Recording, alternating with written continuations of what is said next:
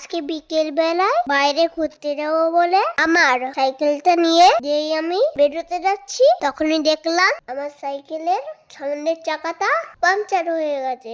আমার তো দেখে খুব মন খারাপ হয়ে গেল। তারপর সাইকেলের টায়ারটাকে আমি দেখছিলাম আর মন খারাপ করে বসেছিলাম। তখনই আবুজি এসে আমাকে জিজ্ঞাসা করলো কি হয়েছে। আমি বললাম আমার সাইকেলের টায়ারটা পাংচার হয়ে গেছে। তখন আবুজি আমাকে বললো চিন্তা করো না, আমরা দুজন মিলে সাইকেলটাকে চলো সারিয়ে নিয়ে আসি। তারপর আবুজি সাইকেলটাকে বাইকের পিছনে বাঁধলো, দিয়ে আমি আর আবুজি সাইকেলটাকে নিয়ে সাইকেলের গ্যারেজে চালাতে নিয়ে গেলাম। তারপর আমি আর আবুজি সাইকেলের গ্যারেজে পৌঁছালাম, দিয়ে সাইকেলটাকে আমি গ্যারেজের ভেতরে নিয়ে ঢুকলাম। দিয়ে গ্যারেজের দাদু আমার সাইকেলটাকে খুব ভালো করে যত্ন সহকারে সারিয়ে দিল। এই দেখো বন্ধুরা, দাদু আমার সাইকেলের পাংচারটা কেমন সারিয়ে দিচ্ছে। এখানে টায়ারটা লিক হয়ে গেছে, দাদু এখানে আটা দিয়ে পট্টি লাগিয়ে দিচ্ছে। এই দেখো বন্ধুরা, পট্টিটা লাগানো হয়ে গেল। তারপর টায়ারে আর কোথাও